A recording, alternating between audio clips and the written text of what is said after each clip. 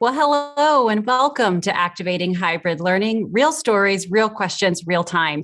I'm your host, Katie Pace. I'm here, I'm a Global Steelcase Communications Director, and I'm here at our Grand Rapids offices in a new prototype hybrid learning spaces. And, hybrid has certainly changed the way we work, the way we learn. The pandemic fast forwarded opportunities for learning to thrive like never before. And we can learn anything, anywhere, anytime, anyway. Organizations are certainly taking advantage of this by offering onboarding, upskilling, reskilling, all to their people in many different ways. And at the same time, universities and colleges are teaching people in person and online, and often at the same time. But doing hybrid learning and doing hybrid learning well is certainly difficult. Hybrid learners have new needs, new expectations, and organizations and universities have to rethink their strategies, their technologies, their tools. Effectively, they have to become TV producers overnight, all to keep their employees, their students engaged and focused on the content at hand. So these are the challenges we're going to talk about today in our webinar, Activating Hybrid Learning. Before we get started, though, I do want to remind you that we have a live chat going on. This will be moderated, and if you have questions or comments at any time, please feel free to engage with us.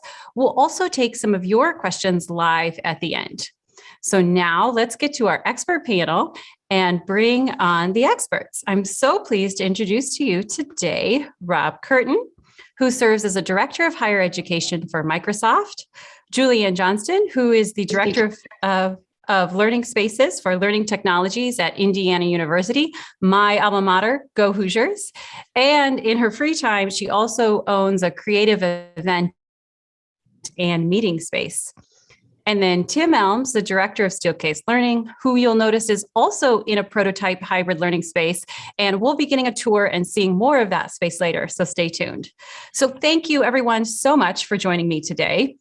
And before we dive in, I just want to lay the land a little bit and ask all of you to talk about what your customers or what you're seeing in terms of hybrid learning strategies. How are people learning today? What are you seeing? So Julie, let's start with you. What's happening at IU? Well, I'm going to start with a pretty amazing statistic. 49,992 of our students currently are taking an online class, but we are back in person. So that is 55% of our university total headcount. So, there's some new conversations that we'll talk about here in this webinar around this new normal where we have students on site, on campus, they're taking online classes and they're doing both simultaneously, like a hybrid approach. That's an impressive number. Rob, what are you hearing from your customers? Hey, basically what I'm hearing is actually some shared experience, whether we're speaking to schools in Singapore or Syracuse or corporate environment. What we're hearing is really choice is the new normal. Students and employees, I'm thrilled to be back in the office today. I'm in our Burlington, Massachusetts office in the customer center. You can see I'm quite literally backstage, but I'm thrilled to be back in the office. And I know faculty and students are thrilled to be back on campus. But there are times when I expect to work from home when I want to. Students expect to be accommodated. We've shown them for a year and a half, really, that we can accommodate them even when they didn't want it. So now they're going to expect that when they do want it, they can be accommodated. And so that conversation of choice is one we're never going back from. It is the new expectation, and it's what companies, universities, schools have to provide to students. Yeah, absolutely. Tim, what about you? What are you hearing from customers? Yes, Katie, we've talked to thousands of people over the last 18 plus months, and we're hearing some very, very consistent themes. Remote participation, hybrid experience, that's not going away. That's not a blip on the COVID radar. That's really here to stay for a lot of reasons. We'll unpack that in a bit. Also, familiarity with technology has never been greater because we've been thrown into technology over the last 18 months. Our ability to stay connected has been through programs like Teams, for example, and we'll talk about that a little bit later too. But the hybrid experience is truly the intersection of physical space and technology. So all that comes together. It really changes the dynamic of space, the requirements of space, and the experience that we need to support. Because there is still a very strong need for people to come together, right? That hasn't gone away. People are coming together, but this time, the new news is we're really bringing in those remote participants in a very, very intentional way as we begin to re-enter the classroom and the workplace, et cetera. Yeah. So lots of change, but exciting.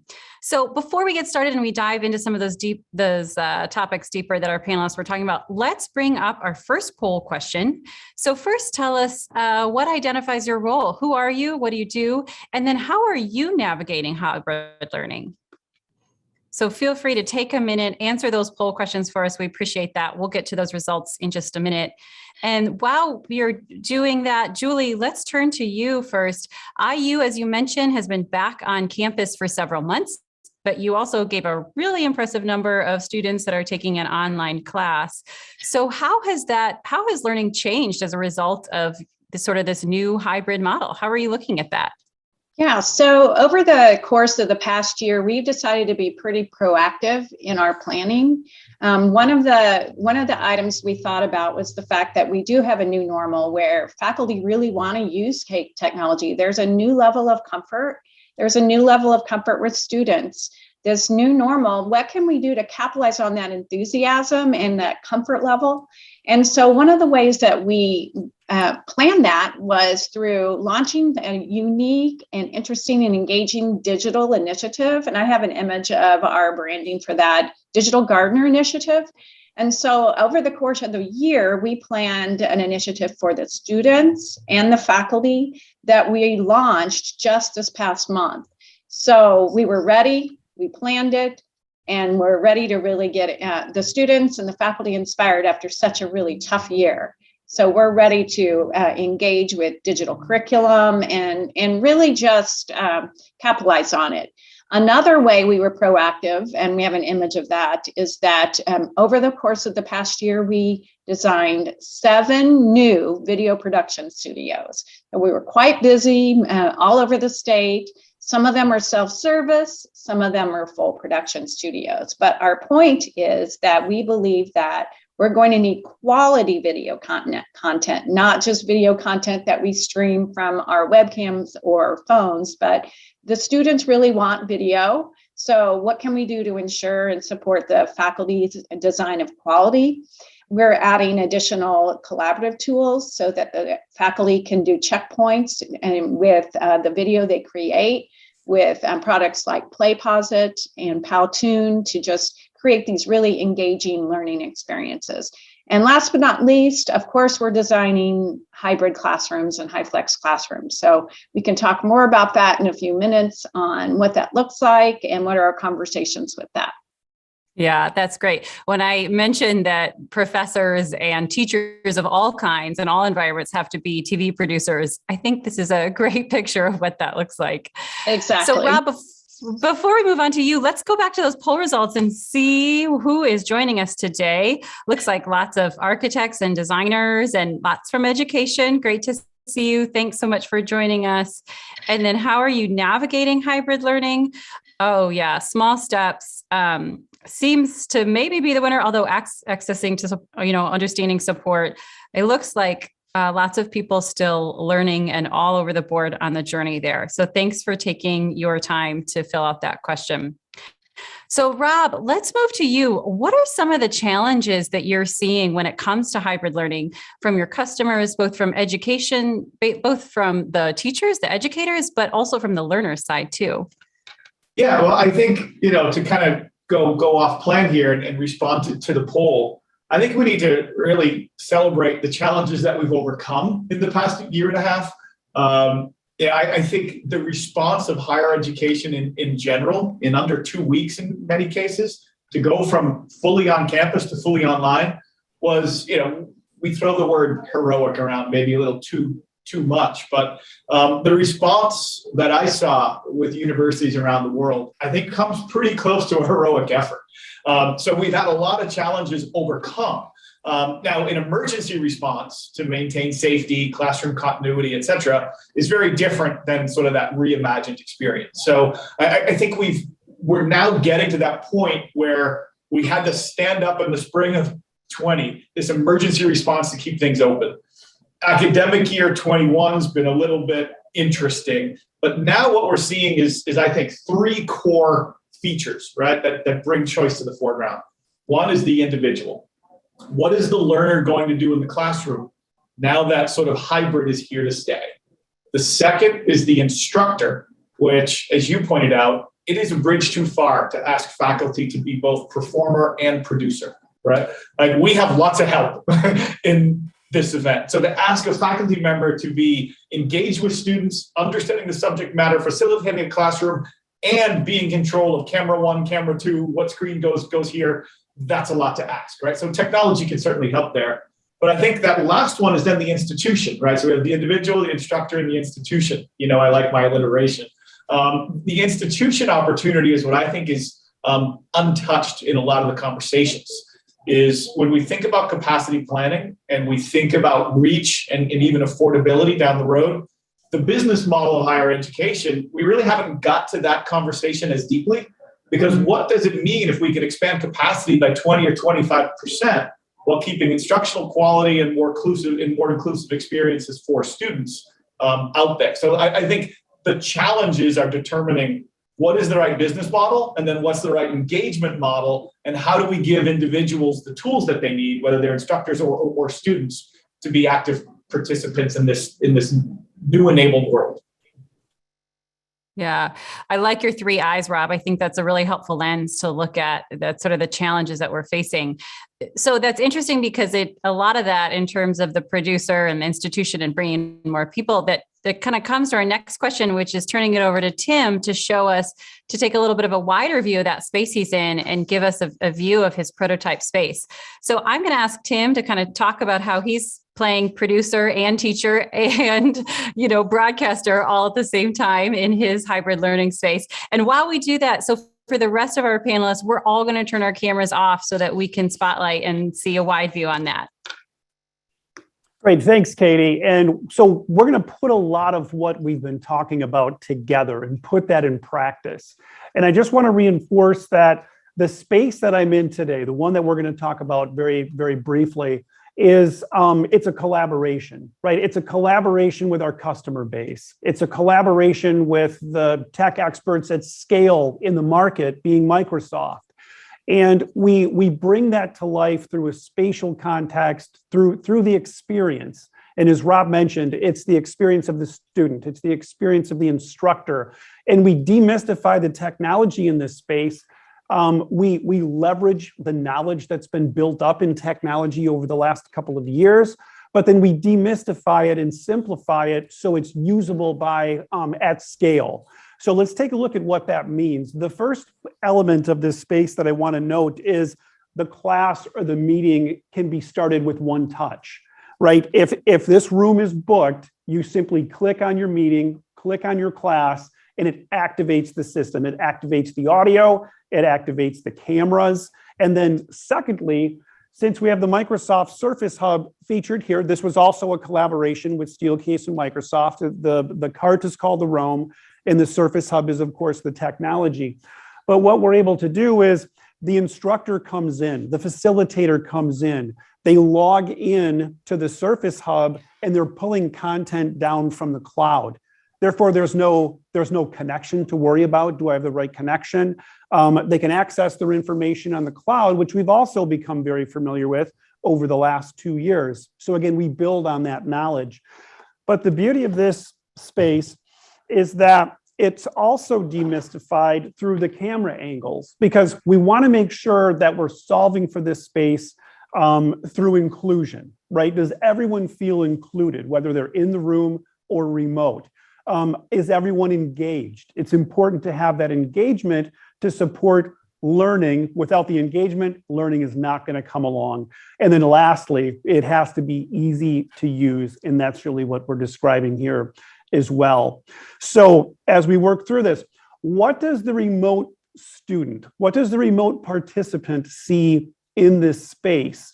So I want to direct your attention to the screen up front. This is exactly what the remote student or participant would be seeing. So in this mode, this is about me. This is about the facilitator, the instructor. Maybe I'm setting the stage, covering the agenda, covering the content that we're going to be going in more deeply. And then I'm able to actually, integrate, of course, through the digital world, the digital marker board. But then don't forget about the analog capabilities that need to frequently come across or come along. And one thing that we noticed talking to customers, once someone goes to the analog world and you're calling in remotely to this space, you're completely disconnected and lost. So we need to pull in analog content into the digital world as well. And that's done through the proper camera views in navigating those views. So as we continue to navigate, now we could say, you know what, it's going to be more about the content for the in-room and remote participants. So now the content comes to the foreground. I can even augment it further and say it's going to be all about the content. Now you don't need to see me, the facilitator or the instructor.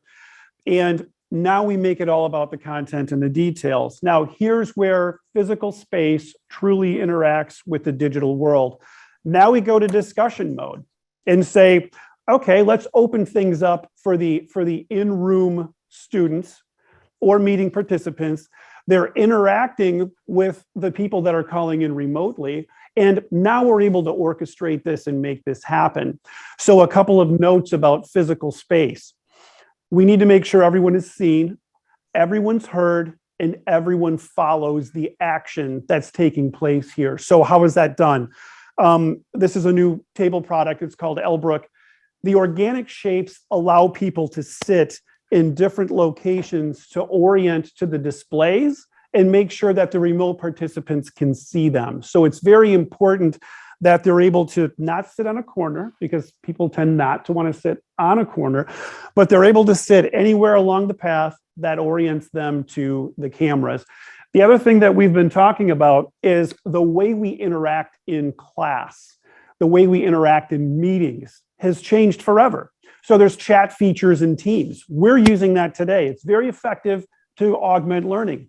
And then we also have the ability to wirelessly share digital content. That's also very important. So technology must be supported even greater than it was prior to the pandemic, prior to a more widely accepted hybrid experience. So that power capability is key and critical as well. Lastly, the acoustics is important to consider. So this is a part of the Flex product line. So we talked about the Flex Power. This is the part of the Flex wall rail system. These inserts are mobile. They can be brought around the space. The marker boards are good for what we just talked about, the analog capabilities. The tackable boards, not only are they good for tackable in workshops, maker learning, project-based work, etc., but they're also very good at controlling the acoustics of space, because a lot of space has hard surfaces that make the sound echo, detracting from the audio capabilities on the remote participants. So we put all that together. The digital world meets the physical world, comes together. Again, this is based on partnerships and discussions with the market. This is our best thinking in several of these prototype spaces, but we're going to talk about some additional spaces and some other things that we're working on here in a few minutes. So Katie, I'll hand things back over to you. Awesome. Thanks so much for that tour, Tim. What a cool dynamic space. And I remember the first time I walked in there, it's like, there's a lot going on in here. But really, when you start to break it down, it really is easy. And I love how you talked about everyone seen, everyone heard, everyone engaged, so that it really makes it easy to see analog and digital content, which leads to that engagement. So Julie and Rob, why don't you come back and join us? And while they're turning their cameras back on, we're going to pivot now to another poll question and go back to you, our audience. So of these that just popped on your screen, what is the biggest opportunity from implementing hybrid learning? Look at those and make a choice. And then of these listed there, what is the biggest challenge with hybrid learning? Certainly lots of challenges, but I'd love to hear what your biggest challenge is there. So, Julie, let's go back to you now. There's a range of situations we need to think about when we are doing hybrid learning. And Tim talked a lot about analog, digital, remote participants, in person. And I'm just wondering if you can tell us a little bit about what you're doing and what you're seeing at IU in terms of how you're solving some of these challenges. Absolutely. I think I want to start with large lecture halls. And we have a picture I'd like to talk about. I believe, and we actually are seeing that when we tried to go back to campus with these large lecture halls, the traditional, that we're seeing an attendance rate that has dropped astronomically. That's not what the students want. And so what we're suggesting is that why not rethink what the large lecture hall really looks like? And here's our collaborative learning studio in Innovation Hall. What I love about this space is the intimacy of a classroom that has 130 seats. So we have the ability for the students to be intimate and collaborate. There's the ability for the chairs to be mobile. We have the immersive technology, but it's also an intimate feel. We also have a green screen room so that the instructor can prepare for class ahead of time. And that's give the students the attention. No one wants to be fiddling with technology and try to get their content up on the screen while 130 students are staring at you from a circular format. So this is just, let's think about the wellness of the student and how they're engaged, how they feel. No one's left out here. So there's this equality that you see in a room like that. We're also thinking about large lecture halls from, if you can't attend, what can you do to ensure that the students can see? Streaming content. How can we generate AI technology to stream whiteboard content? We're using the Sony Edge Analytics cameras in a lot of our lecture halls where it ghosts the instructor so that the instructor's not in the way and the students at a distance, if they are online, can see the content or you can see it from the back of the room. So that's just one example of let's rethink large lecture halls. Let's create that quality video experience and then bring the students in for conversations in spaces like this where they feel part of the conversation instead of looking at the back of someone's head. I have another space that I'm really excited about. This is the Idea Garden, if you want to pull that one up on the screen. And why not bring the type of spaces of comfort of home on the screens? So we have something called the Idea Garden.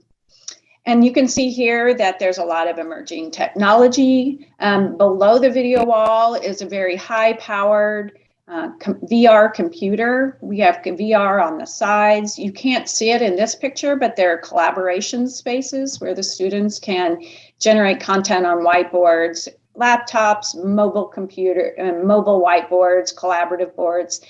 We really just equip this with everything that we would dream of for students. And the first time that a student walked in the room, they didn't realize it was for them. It was so nice. And so why not create more spaces like this? This is what we should be doing. We want students, we have to give them a reason to come to campus because it is pretty comfortable at home in your slippers and your sweatpants. And so bringing the students back to campus, this is what I believe we should be looking at. Wow, those pictures are super inspiring. I love that. You're talking about bringing students back to campus feels a lot like bringing workers back to the office, Absolutely. Right? We have to give them a reason to come back to the office to learn redesign those office spaces so that they're more comfortable and more like home and inspiring. Exactly.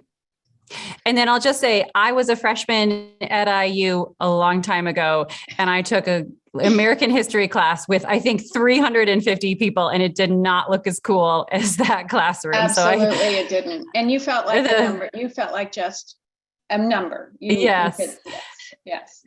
Yeah. Absolutely. So those freshmen are doing much better than I did back then. All right. So let's get to the poll questions. Let's see what we think our biggest challenges are. Okay. Biggest opportunity. Let's see here. It looks like greater access to learning for participants. Yeah. I think I mean, we can learn anything, anywhere. Also giving a voice to all participants using different technology, definitely an opportunity there. All right, let's see what we thought the biggest challenge was. Okay, disparity between in-person and remote participants. Yes, absolutely. Like, it can feel a little bit isolating to be on camera when everyone else is in the same room and you're not. Awesome. Thanks so much for answering that. So let's dive into how we plan for some of these hybrid environments. Rob, how are you thinking about the integration of technology? Because that can be a really intimidating thing for some of these professors. So how are you looking at that?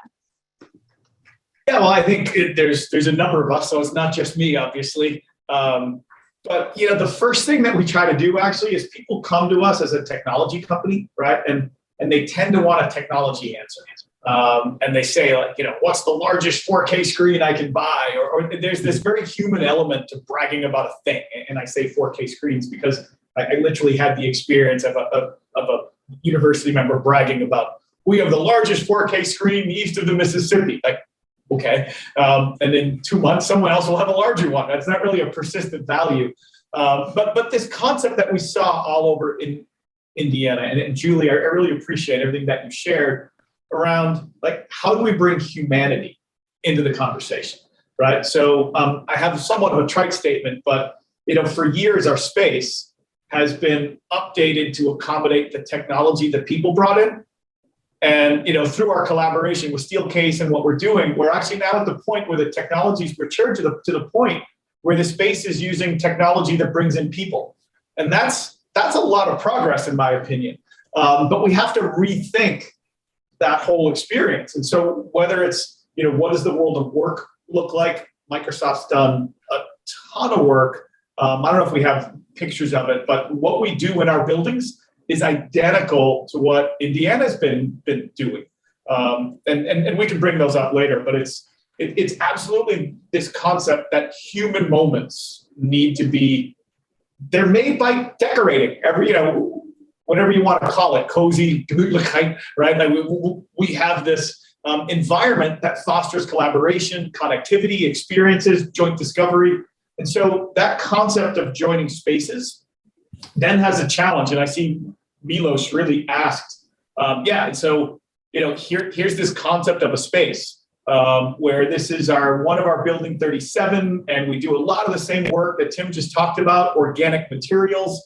Julie talked about the garden. There's garden everywhere. You'll see those cantilevered conference rooms, little areas of nook, a change in fabrics from natural wood to different colorful fabrics, forcing people to take different ways. We're actually trying to design collisions, right? We actually want people to bump into each other, the serendipitous meeting. And so, that's one thing that we share. We're in the privileged position of doing a lot of research on human productivity. We use that to inform technology, but we understand the role humanity space has on all of that. So, this concept of how does space blend with technology, and then even more, I think we might have a picture of our treehouse. When can you truly get away from technology? You may have seen on TV, we engaged the guy. These are on our Redmond campus that builds those tree houses on one of the cable stations, and we built some amazing tree houses on campus. And so now we can have offsite meetings. We can have engagement with teams without really having to leave campus, because we have the benefit, like so many college campuses, of already being in a wonderful place. So you can escape for a couple of hours to the tree houses. Yes, they have Wi-Fi, as Tim points out. There's power there too. But as we sort of think about the classroom experience, we could really spend a lot of time here, but this concept of what I'll call academic and administrative, the pedagogical experience has to focus on problems we're facing today. Should everyone have a laptop? Do they all have their cameras on? So there's practices we're all trying to figure out. If half of you are remote, should I have my camera on so we're on the same path? And that human model is just fairness, right? I just want it to be fair. I want to have an equitable experience. And when we get more people included, then there's the administrative side, which is, okay, what's capacity? Can we plan for higher capacity with less seats? And how do we ensure equity? because it turns out that the technology you have and the technology you bring to school or use to access school has a significant impact on your experience. And we can't have people who have access to better or more expensive technology getting a better learning experience because of an affordability issue. So on that administrative side, we've really got to think through holistically, not just, what is our academic pedagogy, but what's our administrative engagement around what's going to be built in the cost of attendance, what's Title IV eligible, and how do we make sure that no one feels like, they have the assistance device, right? They want a device that's fantastic, that they can be proud of, that's theirs, they can put stickers on it. So, it's this broad continuum that starts with humanity and then gets into holistic planning of academic and administrative. I love that. Yeah, thanks for sharing those images. And I'll just say that I'll be broadcasting the next webinar from one of those tree houses. So you can sign me up for that. Yeah, let's do that. I'll take that. Awesome. Well, thanks so much. And thanks for, it really is a human-centered design approach that you're taking. And I love that. I think that's why we've been such good partners at Steelcase and Microsoft.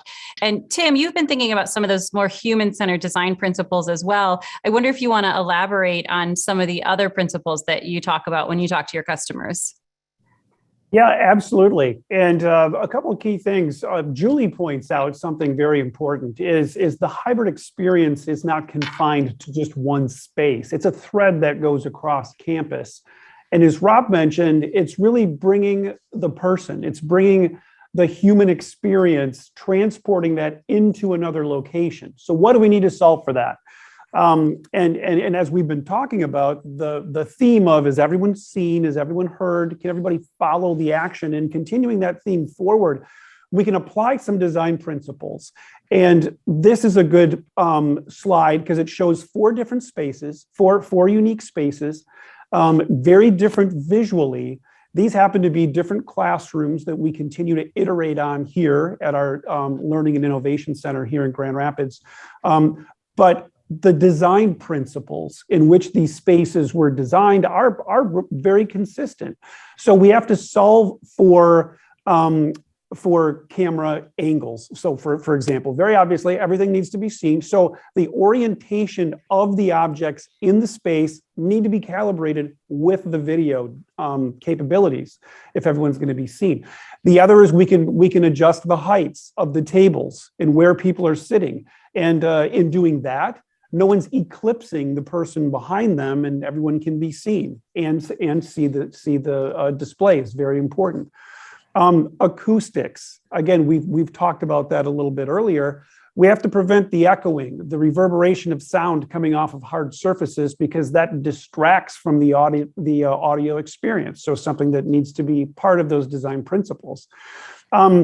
Analog and digital content coming together, very, very important that we have the capabilities to do both, because there's very good capabilities in software with marker boards, and there's some people that just simply prefer to write on a marker board. So both need to be accommodated for. We're going to talk about about power for a moment. And when we talk about power, it's important that we don't lose the functionality of space. It's not an either-or proposition. You get power to support technology, or you get flexibility. We need both, and that's really important to consider. These spaces, there are times when a fixed table approach is appropriate for a learning environment. There's times where you need that flexibility to continue. We are experimenting with both. We have solutions for both, but it's part of those design principles. The other element is well-being. We have to invite people into these spaces, students, coworkers, and spanning K-12 higher education and the corporate world. These spaces need to be welcoming, right? There's a high cognitive burden that we've experienced over the last couple of years, and it may continue to extend. There's things we can do through shapes, through textures, through colors. All of that needs to be considered in these spaces, because that well-being element, that human experience, is incredibly valuable to the learning or collaboration or meeting process. All of that comes together. And again, it blends physical space technology with design principles in a very intentional way to deliver that hybrid experience. Yeah, that's really cool. And thanks so much for sharing all those and sharing those principles. It feels like a lot, though. It feels like a lot. We have to think about digital and analog and the technology. And, oh, by the way, yeah, like what am I actually teaching? The content that I'm actually teaching. And then I love this well-being element and this idea of equity. There's just a lot to think about. And so, Julie, I want to ask you, I wonder if some of the audience members are out there thinking, gosh, this is a lot. Like, where do I start? Like, how do I start to think about a hybrid learning space, or like, where do I even turn on my campus if I don't have a huge budget, or if I don't really know where to start? Absolutely. Well, similar to Tim, we started with a sandbox classroom. We were ready to open up a sandbox classroom as soon as this challenge hit. And so we set up some goals on what we wanted that classroom to be able to do, including all of the things we've already mentioned. But we also felt like while we were experimenting with this technology, we wanted to untether the instructor. We've always wanted to do that. We don't want the formal podium anymore. We want an experience similar to what Rob discussed, which is all digital equity in the classroom, with the students and the faculty all having devices that work well together. So this particular room that we started with, actually all of the high-end equipment in the room connects automatically to the faculty's laptop. So so you're not tethered to this formal podium. You can interact with your students. It streamlines the class. You don't have to prepare. It's just you turn it on and everything's ready to go. We're capturing whiteboard content. I think I mentioned that before. And then how can we deliver this in a user-friendly environment? And so I would say get started with experimenting with which tools makes most sense for your campus. You can't scale out until you've experimented. We had to scale out during the pandemic because it was a crisis. And the items we selected to scale weren't what we would probably want to do long-term. But if this type of environment is here to stay, study it, do it right, and then scale. So that's one set of advice. And then the other is, there's a new normal now. We've got students going to class, and we have students taking online classes. And let's say they're on campus. What are they going to do? Where are they going to study? There's a new level of making sure that there's places for students to go. And I have a picture I'll tell you a story about that we'll put up on the screen. We have this beautiful active learning classroom, and right outside of the doors is this lovely terrace. And before the pandemic, I would have just never even noticed it, to be quite honest. And now when I visited this classroom last week, I thought, perfect opportunity. We are going to design a collaborative active learning classroom outside of our collaborative active learning classroom. And so just look for those places on campus, the low-hanging fruit, where you can capitalize on this and create really quality learning experiences where students have lots of choice and lots of places to go. That's super cool. I love that outside learning environment. It kind of reminds me of some of the corporate spaces where we're outdoors, where we're taking more meetings outdoors, we're doing more work outdoors. That's been a really fun addition and something that we're learning. And I also appreciate your advice about starting small and looking in the different places, because it's been unique even to think about the places on our campus here where we can work. Yeah, and being outside is definitely more of a wellness than ever before. We have to focus on our student wellness, and encouraging getting out and being outside is definitely one of the factors that can weigh into that. Absolutely. And even when it's cold outside. Absolutely. So moving right along, we are going to turn it back to our audience and ask our last poll question here. So for hybrid learners to be successful, what does your organization or institution need to improve? So let us know which one of those you feel most strongly about. And then what new experiences experiences are you exploring in response to hybrid learning models? So tell us how you're experimenting or what you're testing on your campus or in your office. Great. And then while you're thinking about that, we are actually going to turn it over to some audience questions here. And I want to start with one that I'm seeing here from Ian. And Ian, I'm sorry, this is from Ian. I'm going to direct it to Rob. Rob, Ian asks if we could share some of the tools that you use to keep the training sessions interactive, how you keep both teachers and students interactive and engaged in the content. And I know Microsoft has done a lot of work on this. So I'm wondering if you could share some of your thoughts there. Sure. Well, I think let me first say every instructor has their own practice. Different educators have different tools they like to use, and different subjects lend themselves better to different interactive experiences, right? But one of the things that we've definitely seen, that jumps out at people is the chat window has turned out to be a good thing. Getting voice from the audience, getting ad hoc response. We used to have sort of clumsy tools that would interact, and we try to get everyone to have a poll or write on a document, but just, whatever the chat window is. One of the big things that we continue to hear from users is they love the fact that our chat window supports GIFs. It has pictures. You can put formatting. There's the chat window itself is an extensible element. And so just like our experience on social media, the post is sometimes, half as good as the chat conversations around the post. And so lectures have now become pretty dynamic elements just through the chat window. People are expressing personality with emojis, icons, GIFs, and claps. And that's fun, right? Really easy to do. It engages everyone. It makes the people who are remote feel connected. And in many cases, it's producing better manners, right? That people standing up, and people like me historically got high class participation grades. Why? Because we like that stuff. We weren't afraid to keep on talking. But it turns out there's people not like me who have far more substantive things to add.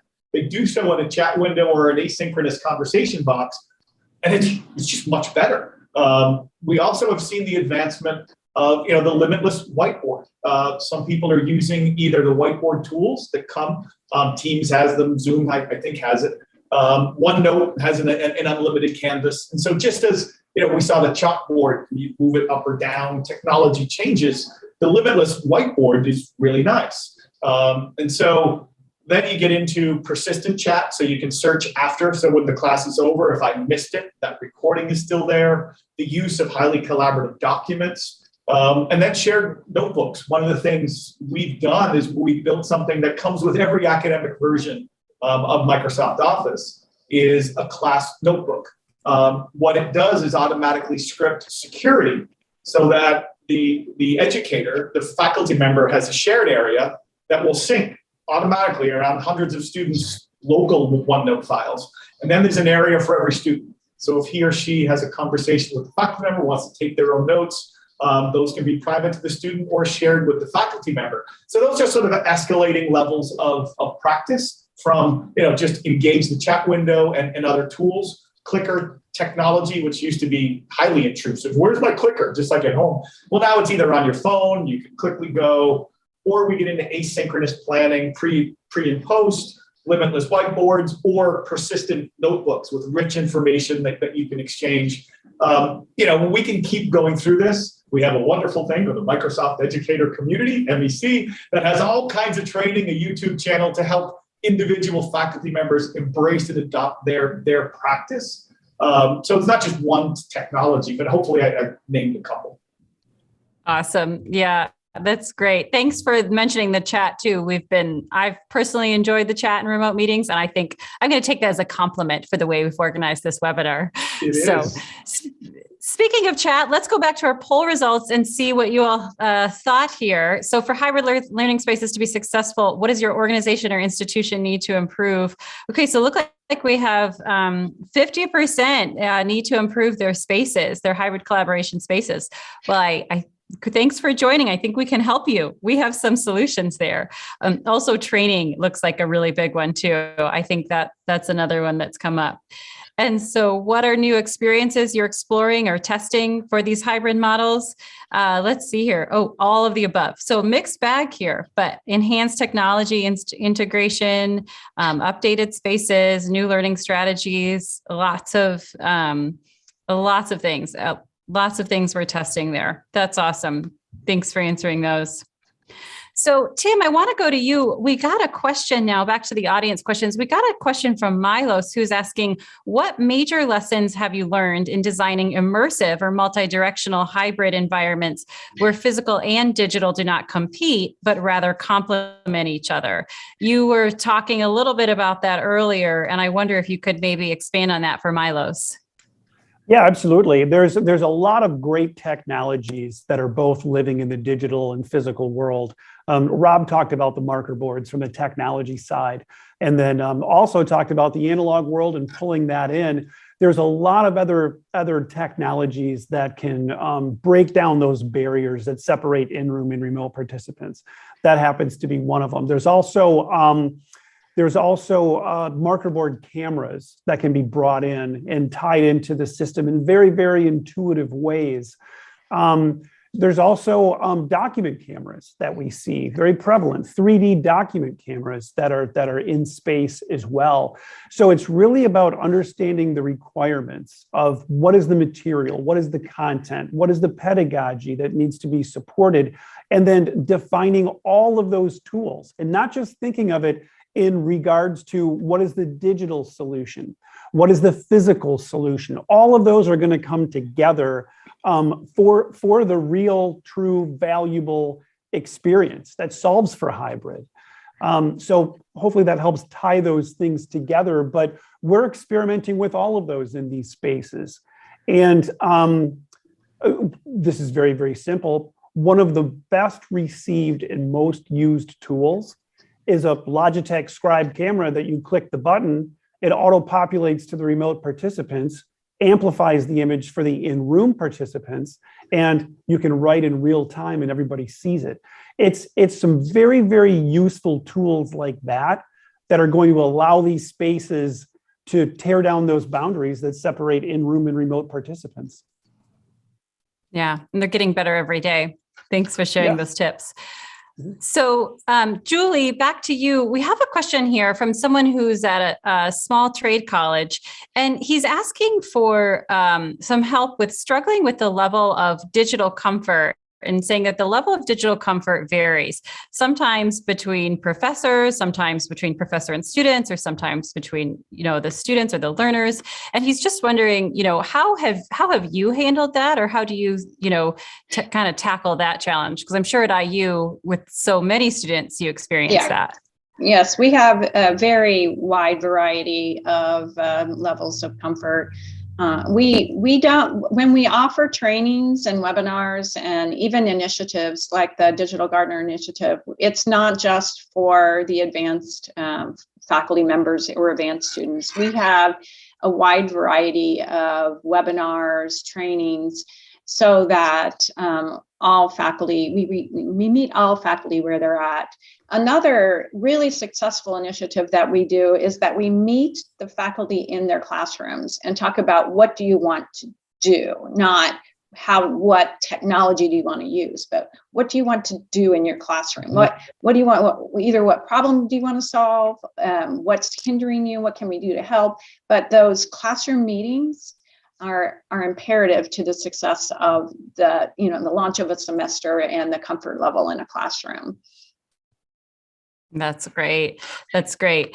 Well, we are quickly running out of time here. So before we do end and we'll get to the end of our hour here, I want to ask you all for some quick takeaways. And if our audience had just, one thing that they learned from today, what would it be? So Rob, let's start with you. Rob, what would the one thing you think our audience should take from today? Well, it's one thing with a 1A. So experience matters. And the 1A there is that learners are diverse. And our business model moving forward is to include a diverse range of learners. And I mean lifestyle, life stage, learning style. So we really need to think through experience through the lens of multiple learner and faculty types. So the emphasis is really on persona research. and understanding the experience for faculty of different types, learners of different types. And that concept of agility is relatively new for an in-classroom experience. And so put the emphasis on human experience and understand that one size doesn't fit all. Absolutely. Absolutely. It does not. We're learning that as we go, right? So Tim, what would your one takeaway be for the audience? One takeaway would be you don't have to start completely with a blank sheet of paper. That we've been conducting a lot of research, partnering with technology companies at scale. I mentioned that, our partnership with Microsoft, listening to key voices in the market like Julie. We have resources, design principles, and we're continuing to research on the spaces we're doing here. We're going to continue this journey. We're going to live it right along with you. And there's key learnings along the way that really braid the physical and digital world together. And it's not one or the other. It's what Rob was describing. It's the human experience that makes up what's taking place in this new hybrid world. But if we get it right, this is what I'm very optimistic about. When we get it right, we move forward with collaborative spaces that support learning, that support innovation better than they ever have been before, not just for the remote participant, but the in-room participant. So my invitation would be join us on this journey if you're just experimenting, like what Julie mentioned, right? It's really critical. If you're experimenting, great. If you're already ready to go to scale, great. But we would like to be a part of that journey forward as we continue to learn, again, right alongside of you. Awesome. Thanks, Tim. I love your optimism. It feels like if we get it right, like so much could be possible. Julie, I'll give you the last word. What would you leave our audience with today? Well, I've been a learning space designer for quite some time, and my thoughts were always classrooms and the walls around the classroom and what happens in a classroom. And now it's incredibly exciting because everywhere is a learning space. And so, think outside the classroom walls, look around your campuses. Really, truly, the virtual world is a classroom. We've got to think about every scenario now and what can we do to ensure that there's a quality learning environment where all students are supported. Awesome. Very, very well said. Well, thanks so much, Rob, Tim, Julie. Thank you so much for being here with us today. I think your insights were super valuable and helpful and gave us just a ton to think about. So thank you so much for your time. And we also want to thank you, our audience. Thank you so much for being here and for joining us and participating in our poll questions. We do believe that a better learning experience is possible. And if you have questions or want to see more information, or even just want to take a virtual tour of more of the spaces or technologies, we can help. So you can visit us at steelcase.com/learning tours. And that's where you can go and you can sign up for a virtual learning tour and get more information. In the meantime, everyone who registered for this webinar will be emailed a copy of the poll results, as well as a new article that's coming out. So that's it for today. Thanks so much again for joining us, and we'll see you next time.